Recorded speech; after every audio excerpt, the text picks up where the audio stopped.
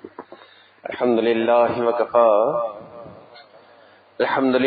وكفى وسلام على عباده الذين اصطفى أما بعد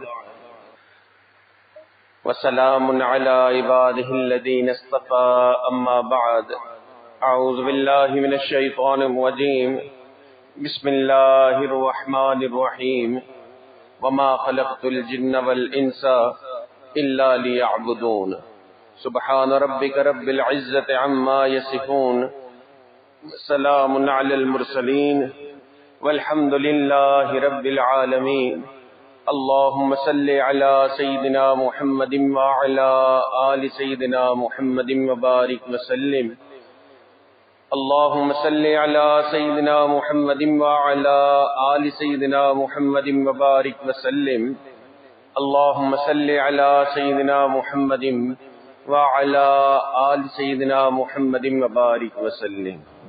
ارشاد باری تعالی ہے وما خلقت الجن والانس الا لیعبدون، نہیں پیدا کیا ہم نے الحمدللہ نہیں پیدا کیا ہم نے جنوں اور انسانوں کو مگر ہماری عبادت کے لیے۔ تو اللہ رب العزت نے قرآن میں بتا دیا کہ ہمارے پیدا کرنے کا مقصد اللہ کی عبادت ہے، ساتھ ساتھ قرآن ہی میں بتا دیا کہ ہماری کامیابی جو ہے وہ بھی عبادت ہی میں ہے۔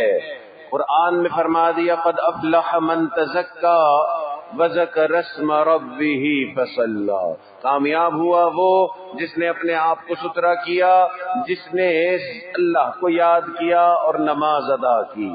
تو پتہ چلا، قرآن سے پتہ چلا کہ عبادت ہماری پیدائش کا مقصد، اور قرآن ہی سے پتہ چلا کہ عبادت جو ہے اس میں اللہ نے ہمارے لیے کامیابی رکھ دی ہے، اور قرآن ہی سے ہمیں پتہ چلا کہ عبادت ہی کے اندر سکون ہے اور کہیں سکون ہے ہی نہیں۔ اللہ نے قرآن میں فرما دیا الا بذکر اللہ تطمئن القلوب، جان لو کہ اللہ کی یاد میں دلوں کا اطمینان وابستہ ہے۔ تو قرآن سے پتہ چل رہا ہے عبادت ہماری زندگی کے ہمارے پیدا ہونے کا مقصد ہے۔ قرآن سے پتہ چل رہا ہے عبادت میں اللہ نے کامیابی رکھ دی ہے۔ قرآن ہی سے پتہ چل رہا ہے کہ عبادت کے اندر اللہ نے ہمارے دلوں کا اطمینان رکھ دیا ہے۔ اسی لیے اس مبارک کلام میں اللہ نے بار بار ہمیں عبادت کرنے کا حکم دیا، یا ایھا الناس اعبدوا ربکم الذی خلقکم، اے لوگوں عبادت کرو اپنے رب کی جس نے تمہیں پیدا کیا ہے۔ تو عبادت ہماری زندگی کا بڑا مقصد ہے۔ کیا ہماری عبادت کرنے سے اس بڑے مالک کی شان میں کوئی اضافہ ہو جاتا ہے؟ نعوذ باللہ، اس کی شان میں کوئی اضافہ نہیں ہوتا۔ یا ہمارے سجدے نہیں کرنے سے کیا اس کی مبارک شان میں کوئی کمی آتی ہے؟ ہماری عبادت نہیں کرنے سے اس کی شان میں کوئی کمی نہیں آتی، وہ ہماری سوچ اور وہم و گمان سے بھی زیادہ بڑا ہے۔ آج کے سائنسی دور میں سائنسدان اس کائنات کو جب ہمیں بتاتے ہیں تو بندہ حیران ہو جاتا ہے کہ جس نے اتنی بڑی کائنات بنائی ہے وہ خود کتنا بڑا ہوگا۔ آج کا سائنسدان کہتا ہے کہ یہ جو دنیا ہے اس کے مقابلے میں یہ جو سورج ہے وہ 13 لاکھ گنا بڑا ہے۔ سورج یہ اس دنیا سے جس کو ہم اتنی بڑی دنیا سمجھتے ہیں، یہ سورج کے سامنے اتنا چھوٹا سا ایک نقطہ ہے۔ تو یہ سورج ہے کیا؟ آج کے سائنسدان کہتے ہیں یہ سورج ایک ستارہ ہے، جیسے اور ستارے ہم دیکھ رہے ہیں، یہ بس اتنا بڑا اس لیے نظر آتا ہے کہ یہ قریب ہے۔ تو یہ سورج ایک ستارہ ہے۔ بھئی ایسے کتنے ستارے ہیں؟ آج کے سائنسدان کہتے ہیں اس سورج کی طرح کے تو 700 سے 800 ارب ستارے اس ایک گیلیکسی میں موجود ہے، جس کو آج کا سائنسدان ملکی وے گیلیکسی کہتا ہے۔ اس ملکی وے گیلیکسی میں 700 سے 800 ارب ستارے موجود ہیں۔ یہ گیلیکسیاں کتنی ہیں؟ آج کا سائنسدان کہتا ہے ایسی 3000 ارب گیلیکسیاں موجود ہیں۔ اللہ اکبر، اتنی بڑی کائنات۔ اگر آپ گوگل پہ لکھیں گے what is the size of the universe, آگے سے جواب آتا ہے the size of the universe is unknown, اس کائنات کی سائز جو ہے وہ کسی کو نہیں پتا۔ یہ جو سائز بتائی ہے یہ اتنی سائز ہے جو ٹیلیسکوپس نے دیکھی ہے. آج کا سائنسدان کہتا ہے سائز اس سے بھی زیادہ بڑی ہے. تو اتنی بڑی کائنات جس مالک نے بنائی ہے، ہمارے سجدے اس کی شان میں کیا اضافہ کر سکیں گے، اور ہمارے سجدے نہیں کرنا اس کی شان کو کیا کم کر سکیں گے. مگر بس اتنی بات ضرور ہے کہ اس مالک نے پسند یہ کیا کہ ہم اس کی عبادت کریں. اتنا پسند کیا کہ اپنے پیارے محبوب سے بھی فرما دیا وَاصْبِرْ نَفْسَكَ مَعَ الَّذِينَ يَدْعُونَ رَبَّهُمْ. اے محبوب آپ بھی اپنے آپ کو انہی کے ساتھ جوڑے رکھیں جو دن اور رات میں ہمیں پکارتے ہیں، ہماری عبادت کرتے ہیں. تو اللہ کو بڑا پسند کہ ہم اللہ کی عبادت کریں. بار بار جو قرآن میں حکم آیا کہ ہم نے عبادت کرنا ہے، پھر رمضان میں تو اللہ رب العزت نے اس عبادت کو اور آسان کر دیا. اجر جو ہے وہ 70 گنا عبادت کا بڑھا دیا. عبادت سے روکنے والے شیطان کو جو ہے وہ بھگا دیا. اس کے باوجود یہ عبادت ہمارے لیے اتنا مشکل ٹارگٹ کیوں ہے؟ کبھی کوئی نوجوان کہتا ہے جی فجر رہ گئی، کبھی کوئی کہتا ہے کہ جی میں تلاوت نہیں کر سکا، کبھی کبھی خبر آتی ہے جی مسجد نہیں جا سک رہا، کبھی خبر آتی ہے کہ جی یہ میں دین میں وقت نہیں لگا سک رہا. تو یہ جو عبادت کرنا ہے یہ ہمارے لیے اتنی مشکل ہو کیوں گئی؟ علماء نے اس کا جواب دیا ہے عبادت اس لیے مشکل ہو گئی کہ کئی مرتبہ اللہ رب العزت خود عبادت سے روک دیتے ہیں. یہ عبادت جو ہے یہ اللہ سے ملاقات ہے، اور بادشاہوں سے ملاقات بڑی سعادت ہوتی ہے. ہر ایک کو بادشاہ سے ملاقات کا موقع تھوڑی ملتا ہے. ملک کا صدر، ملک کا پرائم منسٹر آج ہمیں کہے جی آپ سے ملاقات کرنی ہے، ہم اپنے ہر رشتہ دار کو بتائیں گے کہ جی پرائم منسٹر صاحب ہم سے ملنا چاہتے ہیں. تو ایک چھوٹے سے ملک کا ایک چھوٹا سا بادشاہ اگر ہم سے ملنا چاہے تو ہم کہتے ہیں کہ بہت بڑی سعادت ہے. سوچئے وہ بادشاہ سے ملاقات جو ہے وہ کتنی بڑی سعادت ہے، اور وہ سعادت بھی ہر ایک کو نہیں ملتی. چنانچہ جو اس عبادت کو ویلیو دیتا ہے، جو اس عبادت کو وزن دیتا ہے، اس کو اس عبادت کی توفیق ملتی رہتی ہے. اسی لیے حدیث قدسی ہے، اللہ تعالیٰ فرماتے ہیں میرے بندے تو اپنے آپ کو میری عبادت کے لیے فارغ کر، میں تیرے دنیاوی کاموں میں تیرا مددگار بن جاؤں. اور اے میرے بندے اگر تو ایسا نہیں کرے گا تو میں تیرے دل کو مشاغل سے بھر دوں گا، عبادت کا تجھے موقع ہی نہیں ملے گا. اگر عبادت کو اپنی پرائیورٹی لسٹ میں اوپر نہیں رکھیں گے، ہم کہیں گے جی سارے دنیا کے پہلے کام ہو جائے پھر تھوڑا دیکھ لیں گے عبادت کو. اللہ تعالیٰ فرمائیں گے جی تیری ایسی عبادت ہمیں چاہیے بھی نہیں. ہم نے عبادت تو اس کی چاہیے جو اس عبادت کو سمجھے گی یہ کتنی بڑی سعادت ہے. تو اس لیے کئی مرتبہ اس عبادت سے اللہ رب العزت خود ہی محروم فرماتے ہیں. قرآن پاک میں فرمایا وَلَا تُطِعْ مَنْ أَغْفَلْنَا قَلْبَهُ عَنْ ذِكْرِنَا. اے محبوب آپ ان کی پیروی نہ کریں جن کے دلوں کو ہم نے اپنی یاد سے غافل کر دیا. پتہ چلا اللہ رب العزت خود جو ہے انسان کو محروم کرتے ہیں. ہم سوچتے ہیں جی فجر میں آنکھ نہیں کھلی، یہ ہماری آنکھ فجر میں نہیں کھلی، ایسا نہیں ہے. وہ مالک اس وقت ہمارا چہرہ ہی نہیں دیکھنا چاہتا ہے. ہم سوچتے ہیں یہ تلاوت نہیں کر سکا، یہ تلاوت ہم نہیں کر سکے، ایسا نہیں ہے. وہ مالک ہمیں اس بہترین کام کے لیے اس نے ہمیں چنا ہی نہیں ہے. علماء فرماتے ہیں 4 قسم کے لوگ ہیں جن کو عبادت سے محروم کر دیا جاتا ہے. اور پہلا وہ شخص ہے جو اپنی نگاہ کی حفاظت نہیں کرتا. حدیث پاک میں آتا ہے کہ جس نے غلط نگاہ ڈالی، یہ غلط نگاہ کا ڈالنا یہ شیطان کے زہریلے تیروں میں سے ایک تیر ہے. اور جو شخص اپنے آپ کو اس غلط نگاہ ڈالنے سے روکتا ہے اللہ رب العزت اسے ایسا ایمان عطا فرماتے ہیں جس کی حلاوت وہ اپنے دل میں محسوس کرتا ہے.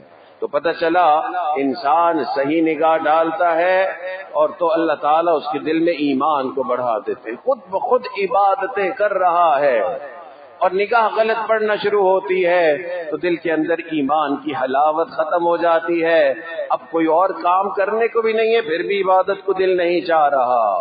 تو 4 لوگ ایسے کہ علماء فرماتے ہیں کہ ان کو عبادت سے محروم کر دیا جاتا ہے، اور ایک وہ شخص ہے جو اپنی نگاہ کی حفاظت نہیں کرتا، اور دوسرا وہ شخص ہے جو حلال اور حرام میں فرق نہیں کرتا۔ یہ حلال اور حرام میں فرق کرنا بڑا ضروری ہے۔ اللہ تعالیٰ فرما رہے ہیں یا ایھا الرسل کلوا من طیبات واعملوا صالحا، اے رسولوں کی جماعت تم حلال کھاؤ اور نیک اعمال کرو۔ پتہ چلا یہ اصول ہے، حلال جسم میں جاتا ہے تو نیک اعمال حلال اعمال ہوتے ہیں، اور حرام جسم میں جاتا ہے تو پھر حرام کام کرنے کو دل کرتا ہے۔ انگریزی کا ایک مقولہ ہے you are what you eat, کہ تم وہی ہو جو تم کھاتے ہو۔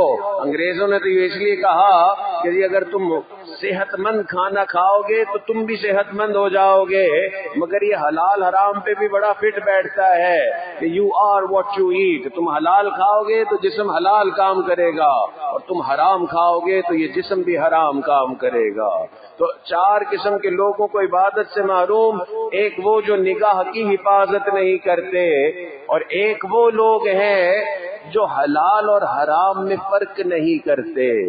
آج سے چند سال پہلے ہم امریکہ میں تھے، اور امریکہ میں ایک مسجد تھی، انہوں نے مدرسہ شروع کیا، شام میں بچوں کو قرآن پاک پڑھانا شروع کیا۔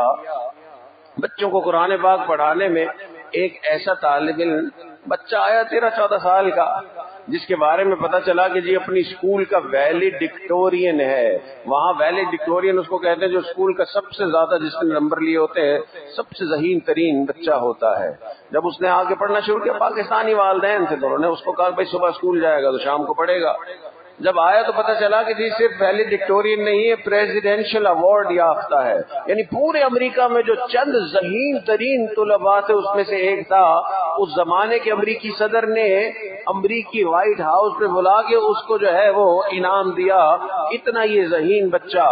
اب یہ آیا قرآن پڑھنے کے لیے، 6 مہینے تک پڑھتا رہا، 6 مہینے میں اس نے 3 صفحے بھی مکمل نہیں کیے ہوں گے۔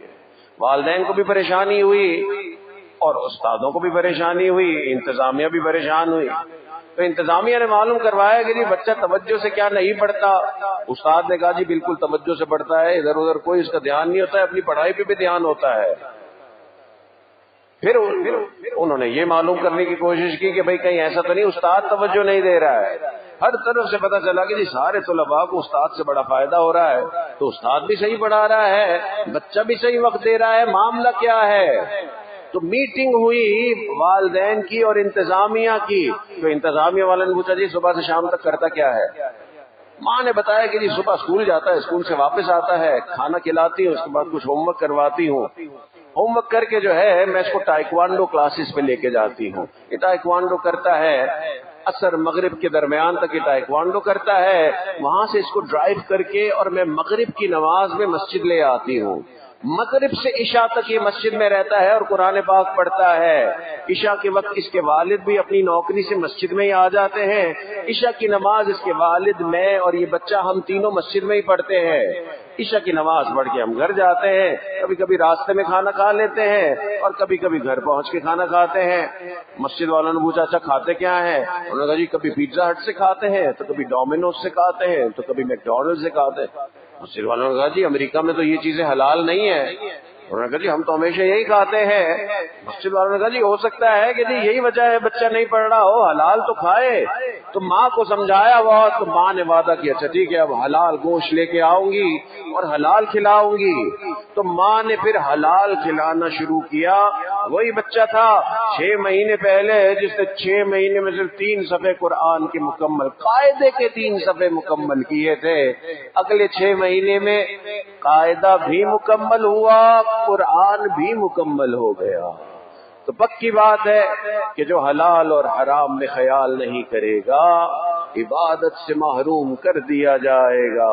نبی علیہ الصلوۃ والسلام نے فرمایا جو جسم حرام پہ پلتا ہے اس جسم پر جنت حرام ہو جاتی ہے۔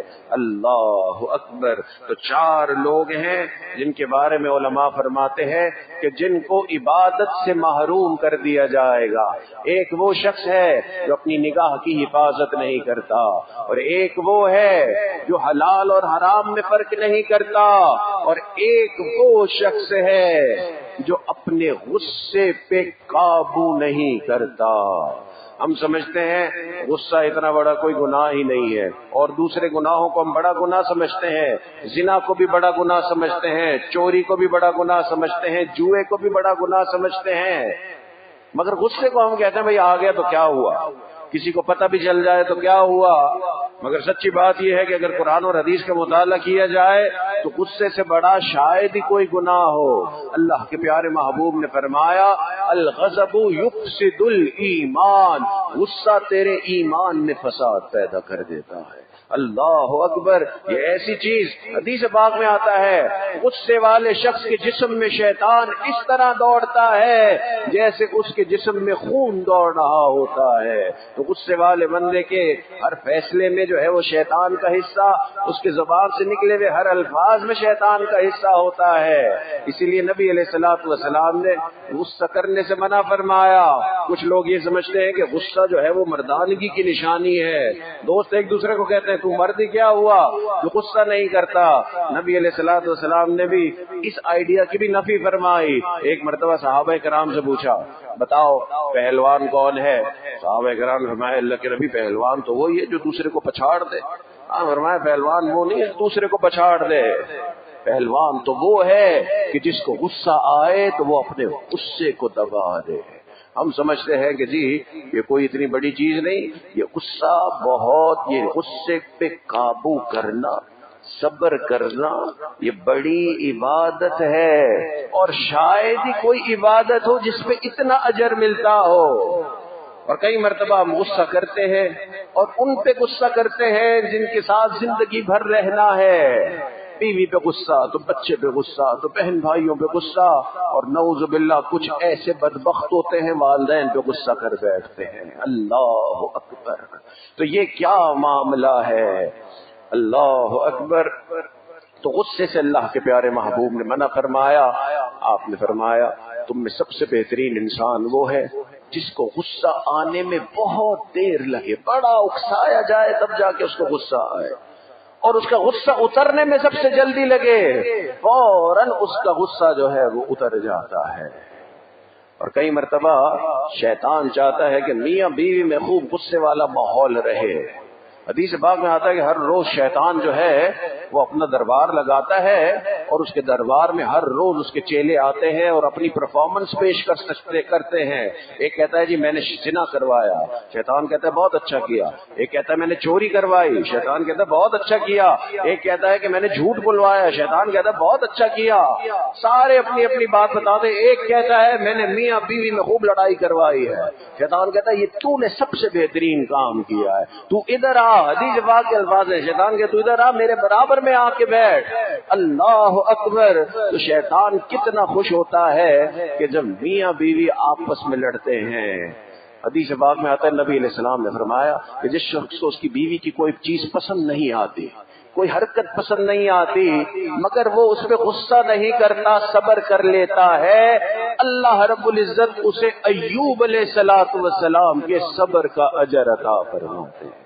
اللہ بڑی چھوٹا اجر ہے، بڑی بڑی عبادتوں میں یہ اجر نہیں مل سکتا جو اس صبر کرنے پہ انسان کو اجر ملتا ہے۔ ہم صبر کو عبادت نہیں سمجھتے، صبر سب سے بڑی عبادت ہے۔ صبر پہ اللہ نے وعدہ کر لیا واللہ یحب الصابرین، اللہ صبر کرنے والوں سے محبت کرتا ہے۔ اللہ نے قرآن میں اعلان کر دیا کہ صبر کرنے والے سے میری محبت کا اعلان ہے۔ اللہ کی محبت کوئی آسان چیز ہے؟ اللہ والوں نے کتنے کتنے سال اور کتنا کتنا عرصہ لگایا اس اللہ کی محبت حاصل کرنے کے لیے، اور یہ محبت اس کے لیے ہے جس نے اپنے لیے صبر کا راستہ چن لیا۔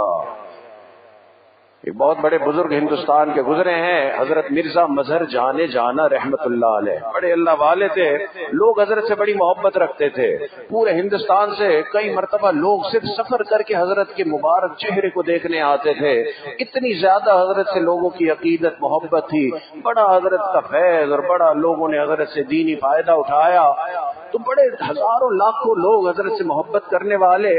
بیوی جو تھی وہ عقیدت مند نہیں تھی، کئی مرتبہ بڑی سخت باتیں کر جاتی، ایک مرتبہ بیوی جو ہے وہ حضرت کے پاس سامنے بڑی سخت باتیں، بہت تیز باتیں، ایسے الفاظ کہے کہ انسان حیران ہو جاتا ہے۔ حضرت کا ایک شاگرد تھا، اس نے یہ ساری باتیں سن لی، اس کی تو حیرانگی کی انتہا نہ رہی کہ یہاں ہندوستان کا ہر بندہ حضرت کو دیکھنے کے لیے ترستا ہے، اور یہ ہے کہ یہ اس طرح حضرت سے بات کر رہی ہے کہ جیسے کسی بچے کو ڈانٹا جاتا ہے، اور اتنی سخت الفاظ کے بتائے بھی نہیں جا سکتے۔ اللہ اکبر، اس کا تو خون کھول گیا۔ جب اس کی ملاقات ہوئی حضرت سے تو اس نے کہا حضرت آپ نے یہ عورت رکھی ہوئی ہے، اس کو نکالیں، اس کو آپ کے مقام کا نہیں پتا۔ ہندوستان کی کوئی عورت نہیں ہے جو آپ سے شادی نہیں کرے گی، ہم آپ کی شادی کرواتے، پوری زندگی خدمت کرتی رہے گی۔ یہ آپ نے کس عورت کو لے آئے؟ یہ تو اس کو تو مقام کا ہی نہیں پتا کہ آپ کا مقام کیا ہے۔ حضرت نے فرمایا بھائی جو تو نے بات کرنی تھی کر لی؟ اس نے کہا جی حضرت میں نے بات کر لی۔ حضرت نے فرمایا کہ جس مقام کی تو بات کر رہا ہے یہ مقام ملا ہی اس کی باتوں پہ صبر کر کے ہے۔ اللہ اکبر۔ تو ہم سمجھتے صبر کوئی عبادت نہیں، صبر بڑی عبادت ہے۔